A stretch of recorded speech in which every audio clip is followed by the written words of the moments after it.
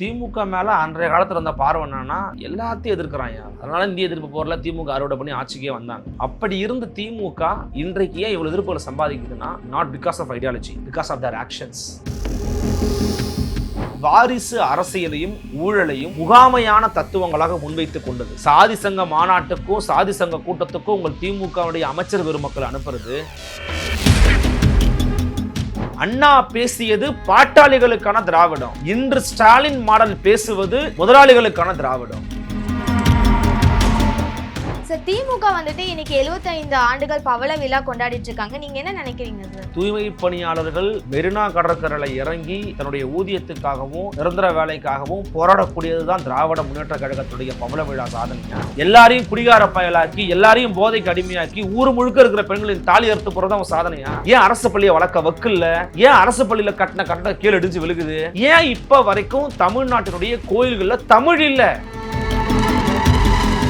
டாஸ்மாக் மதுபான கடையில 10 ரூபாய்க்கு மேல வித்து தான் இந்த ஆட்சியை நடத்தணும் அப்படிங்கிற அவல நிலையில இந்த தமிழ்நாட்டை வச்சிருக்கிறது தான் திமுக 75 ஆண்டுகால பவள விழா சாதனைங்க. இதெல்லாம் சாதனைன்னு சொன்னீங்கன்னா இந்த பவள விழாவும் வேண்டாம், உங்க இயக்கமும் வேண்டாம். சார், திமுக வந்துட்டு இன்னைக்கு 75 ஆண்டுகள் பவள விழா கொண்டாடிட்டு இருக்காங்க. அதே நேரத்துல இன்னொரு பக்கம் வந்துட்டு சோஷியல் மீடியால சில டெம்ப்ளேட்ஸ் வந்துட்டு ரொம்ப வைரலா போயிட்டு இருக்கு. திமுக 75 ஆண்டுகள் சோதனைகள் அப்படின்னு சொல்லிட்டு போட்டிருக்காங்க. கண்டிப்பா அதை நீங்களும் பார்த்திருப்பீங்க, படிச்சிருப்பீங்க. எக்கச்சக்கமான விஷயங்கள் அதுல சொல்லியிருக்காங்க. அவங்க இவ்வளவு விஷயங்கள் ஊழல் பண்ணியிருக்காங்க, எப்படியெல்லாம் கட்சியை பிடிச்சாங்க அப்படின்ற மாதிரியான விஷயங்கள்லாம் போட்டிருந்தாங்க. நீங்க என்ன நினைக்கிறீங்க சார்? திமுகவுடைய பவள விழாவுக்கு மனமார்ந்த வாழ்த்துக்களை முதல்ல தெரிவிச்சுக்கிறோம். ஒரு ஊடகவியலாளராக ஒரு கட்சியை வளர்க்குறது சாதாரணமான விஷயம் கிடையாது. ஒரு கட்சி ஆரம்பித்து அந்த கட்சியை படிப்படியாக நிதானமாக வச்சு வளர்க்குறது சாதாரணமான விஷயம் கிடையாது. பட் ஏன் கம்பேரிட்டிவ்லி ஏடிஎம்கே ஒப்பிடும்போது டிஎம்கே மேலே இவ்வளவு தாக்குதல் இருக்குது? ஏன் இவ்வளோ தூரம் அவங்கள எதிர்க்கிறாங்க? மக்கள் மத்தியிலையும் ஒரு ஆன்டி டிஎம்கே மோடி ஏன் இருக்குதுன்னா, நிறைய பேர் நினைப்பாங்க திமுகவுக்குன்னு தனித்துவமான தத்துவம்லாம் இருந்துச்சு. நான் வார்த்தையை ரொம்ப கவனமாக பயன்படுத்துகிறேன், இருந்துச்சு. அதனால் அது அந்த காலகட்டத்தில் எல்லாரும் எதிர்க்கப்பட்டுச்சு. திமுககாரன் ஏதாவது விவகாரமாக பேசிகிட்டே இருப்பாங்க. ஒரு வீட்டில் 2 குழந்தை இருக்குன்னு வச்சுக்கோங்களேன். ஒரு குழந்தை என்ன சொல்கிறோமோ அதை செய்யும், ஒரு குழந்தை எதிர்த்து பேசும். நாளைக்கு ஏதாவது தப்பு நடந்துச்சு வச்சுக்கோங்களேன், அந்த குழந்தை அமைதியாக இருக்கும். எதிர்த்து பேசுகிற ஒரு குழந்தை உட்காந்துக்கிட்டு இருக்கும். நீங்கள் பார்க்கும்போது இதை நீ தான் பண்ணியிருப்பீங்க வா அப்படின்னு கூப்பிடுவீங்க. ஆனால் அமைதியாக இருக்கிற குழந்தை கூட பண்ணியிருக்கோம் அது. ஸோ திமுக மேலே அன்றைய காலத்தில் இருந்த பார்வை என்னன்னா எல்லாத்தையும் எதிர்க்கிறாங்க அவன். ஆக்சுவலாக அதான் தமிழருடைய இயல்பான குணம். அதனால இந்திய எதிர்ப்பு போரில் திமுக அறுவடை பண்ணி ஆட்சிக்கே வந்தாங்க. அப்படி இருந்த திமுக இன்றைக்கு ஏன் இவ்வளோ எதிர்ப்புகளை சம்பாதிக்குதுன்னா not because of ideology, because of their actions. அவர்களுடைய தத்துவம் இழந்த இருக்கக்கூடிய இன்றைய நிலைமை, கொள்கை சார்ந்த அரசியலிருந்து பின்வாங்கியது, சமரசங்கள் செய்து கொண்டது, வாரிசு அரசியலையும் ஊழலையும் முகாமையான தத்துவங்களாக முன்வைத்துக் கொண்டது. இதெல்லாம் தான் அந்த கட்சியினுடைய இன்றைய வீழ்ச்சியை நோக்கிய பயணத்துக்கான அடிப்படை காரணங்களாக இருக்கிறத நான் பார்க்குறேன். நீங்கள் கேட்கலாம், என்னங்க வீழ்ச்சியை நோக்கி போயிருச்சு? ஆட்சியில் இருக்கிறாங்க, அதிகாரத்தில் இருக்கிறாங்க. Because of whom? யாரால் நீங்கள் ஆட்சியில் இருக்கீங்க? எதனால் ஆட்சியில் இருக்கிறீங்க? எப்படி ஆட்சியில் இருக்கிறீங்க? இது 3மே கேள்வி. பணபலமும் மற்ற பலங்களும் இல்லை அப்படின்னா உங்களால் ஆட்சியில் இருக்க முடியாது.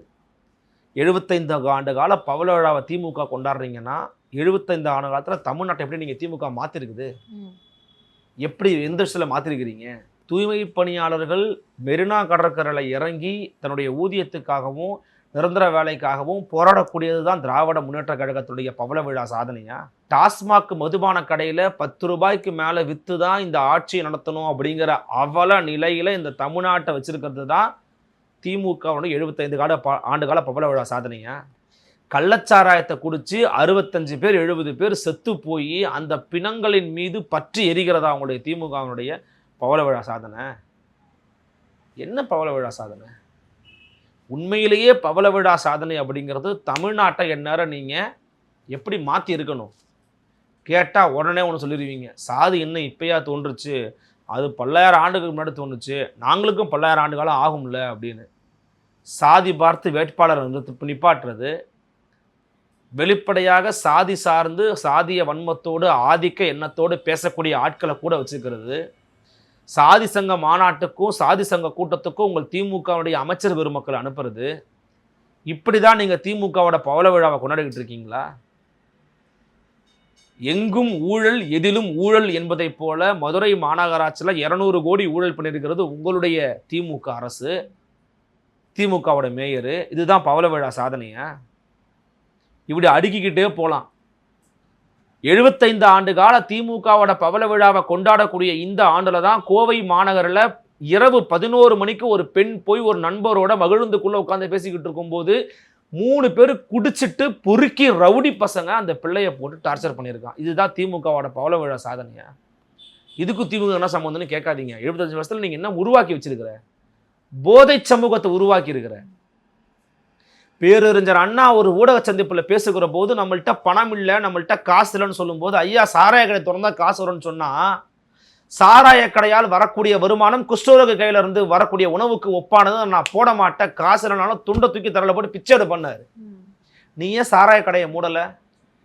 பவள விழாவை கொண்டாடக்கூடிய கட்சியினுடைய துணை முதலமைச்சர், இளைஞரணி தலைவர் ஒரு மிகப்பெரிய ஒரு தேர்தல் பரப்புரை கூட்டத்தின் போது ஒரு பெண்மணி கேட்கக்கூடிய கேள்விக்கு பதில் சொல்றாரு, ஐயா இந்த சாராய கடையெல்லாம் மூடுங்கய்யா, எங்க தாலி அறுக்கிறானுங்க ஐயா, மூடுங்கய்யான்னு சொல்லும்போது, நாங்கள் 16ல் சொன்னோமே ஓட்டு போட்டிங்களான்னு கேட்டவர் தான் இன்றைய துணை முதலமைச்சர் ஐயா உதயநிதி ஸ்டாலின் அவர்கள். அப்போ நீங்கள் பவள விழாவில் என்ன சாதனை பற்றி பேச போறீங்க? மது போதையை வளர்த்தது மட்டும் இல்லாமல் இன்னைக்கு கஞ்சா போதை, மெத்தப்பட்டமைன் போதை, மெத்து போதை, கொக்கையின் போதை வளர்த்துக்கிட்டு இருக்கீங்களே, இதையும் தடுத்து நிற்பாட்ட முடியல. உண்மையிலேயே பவள விழாவின் சாதனைனா தெருக்கள் தோறும் வீதிகள் தோறும் தமிழ் மொழி நின்றுக்கணுமே, ஏன் இல்லை?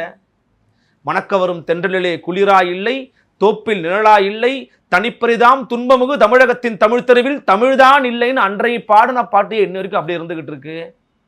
ஏன் தமிழை கொண்டு போய் சேர்க்க முடியல? ஏன் அரசு பள்ளி 208 அரசு பள்ளியை மூடுறான்? ஏன் அரசு பள்ளியை வளர்க்க வக்கில்ல? ஏன் அரசு பள்ளியில் கட்டின கட்டடம் கீழே இடிஞ்சு விழுகுது? ஏன் இப்போ வரைக்கும் தமிழ்நாட்டினுடைய கோயில்களில் தமிழ் இல்லை? இப்போ நான் சொன்னதை அடுக்கிக்கிட்டே போகலாமா? இவ்வளோ தூரம் நான் பேசணுன்னு, இதெல்லாம் தானே திமுகவோட கொள்கைன்னு சொன்னீங்க. இதெல்லாம் ஒழிக்கிறது தானே திமுகவோட கொள்கை. ஏதாவது ஒன்று ஒழிஞ்சிருக்காமா? நீ சொல்லுமா, நீங்கள் சொல்லுங்கம்மா. இப்போ வரைக்கும் எதுவும் ரிசால்வ் ஆன மாதிரி தெரியல. இது எந்த சாதனையும் செய்யாமல் நீ என்ன மனசாட்சியோட நீ 75 ஆண்டு சாதனை பண்ணிட்டு நீ என்ன செஞ்சிருக்கிற? நீ இப்போ வரைக்கும் அந்த கோயிலுக்குள்ளே போனால் என்னைய வெளியில் போய் இந்த நம்பருக்கு எடுத்து ஃபோன் பண்ணி தமிழில் வர அர்ச்சகரை கூப்பிட்டுக்கிறான்னு என்னைய பார்த்து கேவலமாக இழிவாக பார்க்குறான். அதை நீக்க துப்புல்ல, துப்புகட்ட அரசு, துப்புகட்ட அமைச்சர் இருக்கிறாரு. நீங்கள் சாதனையை பற்றி பேசுகிறீங்கல்ல, விளம்பர மாடலினுடைய முழுமையான வடிவமாக மாறி போய் வாரிசு அரசியலால் கொழுத்திருக்கக்கூடிய சொத்துக்களை பாதுகாப்பதற்கு ஒரு கூட்டத்தை உருவாக்கி ஒட்டுமொத்தமாக இந்த அரசினுடைய நிலைமை அப்படிங்கிறதே கஜானா காலியாகி ஊழல் பெருச்சாளிகளை வளர்த்தெடுத்து இந்த நாட்டை வேட்டைக்காடாக மாற்றியதை தாண்டி நீங்க என்ன பண்ணிருக்கிறீங்க சொல்லுங்க? நான் எதுக்காக உங்களை ஆதரிக்கணும்? ஆட்சியில் 4.5 வருஷம் இருந்துருக்கிறீங்க. இந்த 5 திட்டங்களை தாண்டி வேற திட்டங்களை சொல்ல முடியல. கொள்கை வழி நின்று நீங்கள் பண்ண மாற்றங்களை குறித்து உங்களால் பேச முடியல. தமிழ்நாட்டுக்கென்ற தனித்த கல்வி கொள்கையை உருவாக்குறேன்னு சொல்லி உருவாக்காம போயிருக்கிறீங்க. இது எதுலேயுமே எனக்கான மாற்றத்தை அல்லது நீங்கள் கூறக்கூடிய திராவிடத்தின் கூறுகளை பார்க்காத எனக்கு பவள விழா ஒரு கேடா? பவள விழா ஒரு கேடா? அப்போ அடிப்படையில் கல்வி, வேலைவாய்ப்பு, மொழி வளம், மண் வளம், இவ எல்லாவற்றையும் தாண்டி பாதுகாப்பு, இவற்றில் இன்னுமே நாம் முழுமை அடையாத போது, சாதி ஒழிப்புல முழுமை அடையாத போது, தன்னிறைவில் முழுமை அடையாத போது, முதலாளித்துவ எதிர்ப்புல முழுமை அடையாத போது, அண்ணா பேசியது பாட்டாளிகளுக்கான திராவிடம், இன்று ஸ்டாலின் மாடல் பேசுவது முதலாளிகளுக்கான திராவிடம். நீங்க ரெண்டுத்துக்குமான வேறுபாடை புரிஞ்சுக்கணும். அண்ணா இருக்கும்போது திராவிடத்துக்கு இவ்வளவு பேர் எதிர்ப்பு கிடையாது. ஆனால் ஸ்டாலின் அவர்கள் இருக்கும்போதோ, கருணாநிதி அவர்கள் இருக்கிற போதோ, நாளை உதயநிதி வருகிற போதோ திராவிடம் இருக்குமான்னு நமக்கு தெரியாது. உதயநிதி வரும்போது சொல்கிறேன். ஏன் எதிர்ப்பு அதிகமாக இருக்குன்னா, இது முதலாளிகளுக்கான திராவிடம், முதலாளித்துவ திராவிடத்தை நீங்கள் பேசிக்கிட்டு இருக்க. எலைட்டு திராவிடம் பேசுகிற, பாட்டாளிகளுக்கான திராவிடத்தை நீ கைவிட்டுட்ட.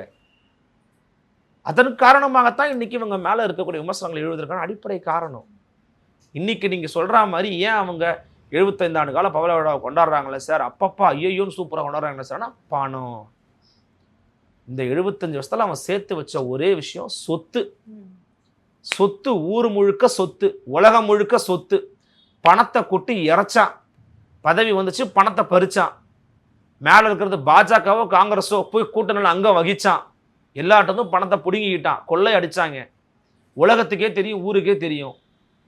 மஞ்ச பையை கொண்டு வந்து இந்த நாட்டில் வந்து ஆட்சிக்கும் அதிகாரத்துக்கும் உள்ள வந்த ஒருத்தரால் இன்னைக்கு எப்படிமா கோடானு கோடி சொத்துக்களுக்கு அதிபதியாக இருக்க முடியுது? எப்படி இருக்க முடியுது? காமராஜர் செத்து முடிந்த சொத்து மதிப்பு என்ன? அவர் இருந்த அந்த ஒரு வீடு மட்டும்தான் சார். தமிழ்நாட்டில் ஆண்ட ஆளுங்கட்சிகளில் காங்கிரஸ் கட்சியில் இருந்த எத்தனை பேர் சொத்து மதிப்பை வந்து சூப்பராக வச்சுருந்துருக்கிறாங்கன்னு சொல்லுங்கள். ஜீவாவோட சொத்து மதிப்பு என்ன? அண்ணாவோட சொத்து மதிப்பு என்ன? அப்போது இவ்வளவு தூரம் இவங்க இன்னைக்கு வந்து நிற்கிறாங்கன்னா அதுக்கு காரணம் தத்துவமோ கோட்பாடோ கொள்கையோ அல்ல. அதை ஒரு பிராண்டுக்காக பயன்படுத்தி கொண்டு போலி திராவிடத்தை பேசிக்கிட்டு போலி பெரியாரிஸ்டாக வாழ்ந்து கொண்டே பணபலம், அதிகார பலம், ஊடக பலம், இந்த 3 பலத்தையும் வைத்துக்கொண்டு இன்றைக்கி நாங்கள் தான் உண்மையிலேயே ரீச் ஆகிருக்கிறோன்னு நம்மள்கிட்ட வந்து ஒரு பூச்சாண்டி காட்டுறான். இந்த பூச்சாண்டிக்கு மயங்கக்கூடிய நிலையில் நம்ம மக்கள் கிடையாது. நம்ம மக்கள் அறிவார்ந்த மக்கள், தெளிவான மக்கள், புரிதலுடைய மக்கள். உண்மையிலேயே எது தத்துவம், எது கோட்பாட்டு வலிமையோடு இருக்குது, யார் உண்மையை பேசுகிறாங்கிறத மக்கள் பார்த்துக்கிட்டு இருக்காங்க. 75 ஆண்டு கால திமுகவுடைய பவள விழாவை கொண்டாடுகிற போது இதையெல்லாம் சாதிச்சிருக்கிறோம் நீங்கள் சொல்லி மார்தட்டி கொள்ள வேண்டாமா? ஆணவ கொலை நடந்து கொண்டிருக்கிறதே, அந்த ஆணவ கொலையை தடுப்பதற்கு தனிச்சட்டம் போட்டு விடுத பாருங்கள் திராவிட மாடல் நீங்கள் காட்டியிருக்க வேண்டாமா? ஒரு தூய்மை பணியாளர் போராடுகிற முதல் நாளே அவரை போய் சந்தித்து அந்த மக்களுக்கான கோரிக்கை நிறைவேற்று, இதுதாண்டா உண்மையில திராவிட மாடல் நீங்கள் வந்து என் தோழருக்கு நீங்கள் கூட நின்றுக்க வேண்டாமா? என்னுடைய சக பாட்டாளி தானே தூய்மை பணியாளர். அந்த தோழர் இல்லைன்னா இந்த வீடு நல்லா இருக்குமா, இந்த நாடு நல்லா இருக்குமா, இந்த பூமி நல்லா இருக்குமா? அப்போ அந்த தோழர்களுக்காக கூட நீ நிற்கலையே, ஏன் நிற்கலை? இதெல்லாம் 2-3 விஷயங்கள் நான் சொல்கிறேன். நீ இவ்வளோ விஷயம் அடிக்கிக்கிட்டே போகலாம். டாஸ்மாக் மதுபான கடையால் வரக்கூடிய வருமானம் ஆண்டுதோறும் அதிகரித்து வருவது உங்களுடைய சாதனையா? உங்கள் சாதனையாமா? எல்லாரையும் குடிகார பயலாக்கி, எல்லாரையும் போதைக்கு அடிமையாக்கி, ஊர் முழுக்க இருக்கிற பெண்களின் தாலி அறுத்து போகிறது உங்கள் சாதனையா? சாதனையா? அப்போ இதெல்லாம் சாதனைன்னு சொன்னீங்கன்னா இந்த பவள விழாவும் வேண்டாம், உங்கள் இயக்கமும் வேண்டாம். உங்கள் இயக்கத்தினுடைய உண்மையான நோக்கங்களை நிறைவேற்ற முடியாத பட்சத்தில் தான் விளம்பரத்தை நம்பி ஊடகத்தில் இருக்கக்கூடிய சில அறிவை விபச்சாரம் செய்து பிழைக்கக்கூடிய சில நபர்களை நம்பி இந்த இயக்கத்தையும் இந்த அமைப்பையும் நீங்கள் பிரபலப்படுத்திக்கிட்டு இருக்கீங்க. உண்மையிலேயே திமுக கழகம் தன்னுடைய உண்மையான கொள்கையை நிற்கணும் அப்படின்னா இனிமேலாவது இந்த பவள விழாவில் சபதம் எடுத்து நாம் நம்முடைய கொள்கையை வழி நிற்போம், தந்தை பெரியாரை போற்றுவோம், உண்மையிலேயே ஒரு கொள்கையை போய் நம்ம நிறைவேற்றி காட்டுவோம்னு காட்டுங்க. உங்களுக்கு அது என்ன இருந்துச்சுன்னா. அப்படி இல்லைன்னா இந்த மாதிரி விளம்பரப்படுத்திக்கோங்க. இந்த விளம்பரத்தை மக்கள் பார்த்துக்கிட்டு இருக்கான். அதற்கான தகுந்த பதிலடியை உங்களுக்கு தேர்தல் அரசியலில் கொடுப்பாங்க. அப்பயா திருந்துவீங்களான்னு பார்க்கலாம். சார், கலைஞர் கருணாநிதி அவர்கள் முதலமைச்சராக இருந்தப்போ எக்கச்சக்கமான ஊழல் பண்ணியிருக்காரு அப்படின்ற மாதிரி நிறைய டீட்டெயில்ஸ் அதில் கொடுத்துருந்தாங்க சார். அதுவும் அவரோட குடும்பத்தில் இருக்கவங்களை பயன்படுத்தி மருத்துவக் கல்லூரியில் 75 லட்சமாக இருக்கட்டும், அதே மாதிரி சில ஹோட்டல்ஸ்ல இருந்து 40 லட்சமாக இருக்கட்டும், அண்ட் கூவம் 6 வந்துட்டு சீரமைக்கிறதுக்கு கொடுத்த 3 கோடியாக இருக்கட்டும், இந்த மாதிரி எக்கச்சக்கமான ஊழல் லிஸ்ட் வந்துட்டு அதில் கொடுத்துருந்தாங்க சார். இந்த மாதிரியான ஊழல்கள்னால தான் இன்னைக்கு வந்துட்டு டிஎம்கே இந்த அளவுக்கு வேரூண்டி இருக்குதுன்னு எடுத்துக்கலாமா சார்? இல்லைம்மா, நான் உங்களுக்கு சொன்ன மாதிரி நீங்கள் ஒவ்வொரு ஊழலையும் போய் தனித்தனியாலாம் நீங்கள் வந்து டீகோட் பண்ண வேண்டிய அவசியம் இல்லை. எப்படி வந்து இவ்வளோ தூரம் நிற்கிறாங்கன்னு நீங்கள் பார்த்தீங்கனாலே அந்த விஷயம் தெரிஞ்சு போயிடும். இன்னொன்று நம்ம வெளிப்படையாக பேசணும். திமுக அதிமுக 2 பேரும் விதிவிலக்கே இல்லை, மாற்றி 2 பேருமே அதை பண்ணியிருக்கிறாங்க அஃப்கோர்ஸ்.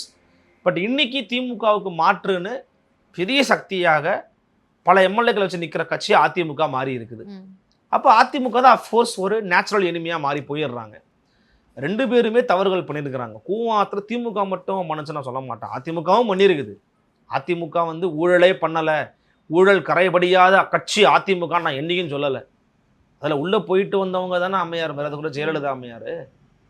ஆனால் அதை நம்ம மறுக்க முடியாது. பட் இவங்க நாசூக்கா பண்ணுவாங்க. ஏன் திரும்ப நீங்கள் கேட்டீங்க பார்த்தீங்களா, அதிமுக பண்ணதை விட ஏன் திமுக பண்ணது அதிகமாக தெரியுதுன்னா, நம்ப வச்சு கழுத்த இருக்கிறது தான் திமுக. எப்படி நீங்கள் நான் உனக்கு செய்ய மாட்டாங்கன்னு எதில் நிற்கிறவனோ நீங்கள் விட்டுருவீங்க.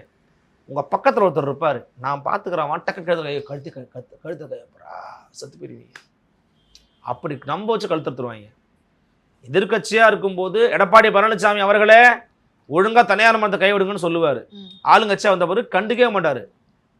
கூலி உயர்வு கொடுங்கள்னு போராடிக்கிட்டு இருப்பான் ரிப்பன் மாளிகை வாசல்ல. இருங்க நான் கூலி படம் பார்த்துருவோம், கூலி படம் பார்க்க போயிடுவார். இதுதான் நம்ப வைத்து கழுத்தறுப்பது. ஏன் திமுக மீது மட்டும் இவ்வளோ கோவம் வருது நிறைய பேர் கேட்பான். அது கொள்கை கோட்பாடெலாம் காரணம் இல்லை, நீ நம்ப வச்சு கழுத்தறுக்கிறவங்க, ரெட்டை வேடம் போடுறீங்க, அதனால உங்கள் மேலே கோவம் வருது. அப்படி இல்லைன்னா உங்கள் மேலே மக்களுக்கு கோவம் வராது. ஸோ ஏன் நீங்கள் ஸ்டாண்ட் பை நிற்கிறீங்கன்னா முதலே சொன்ன மாதிரி தான், அவங்கள்ட்ட பணபலம் இருக்குது, அதிகார பலம் இருக்குது, இன்றைக்கி கூடுதலாக ஊடக பலம் இருக்குது. அதை வச்சு அவங்க ஒரு மிகப்பெரிய ஒரு பாலிடிக்ஸை கட்டி எழுப்புறாங்க. எப்போதுமே ஊதி பெரிதாக்கப்பட்ட பலூனை ஒரு சின்ன ஊசியே போதும் டப்புன்னு இது பண்ணுறதுக்கு. இன்னொன்று வெயிட் ஏறிக்கிட்டே போகிற ஒரு இடம் ஒரு நிலத்தடு மாதிரி கண்டிப்பாக கீழே உடஞ்சி சரிஞ்சு விழுந்துடும். அப்படியாக சீட்டுக்கட்டுகளாக அடுக்கப்பட்ட கோட்டை தான் இது. ஒரு சீட்டை உருவினாலும் கோட்டை நொறுங்கி போவது உறுதியாயிரும். சார் என்ன நடக்குது அப்படின்றத எலெக்ஷன் அப்போ தான் பார்க்க முடியும். ரொம்ப நன்றி சார், நிறைய தகவல் சொல்லுங்கள். நன்றிம்மா.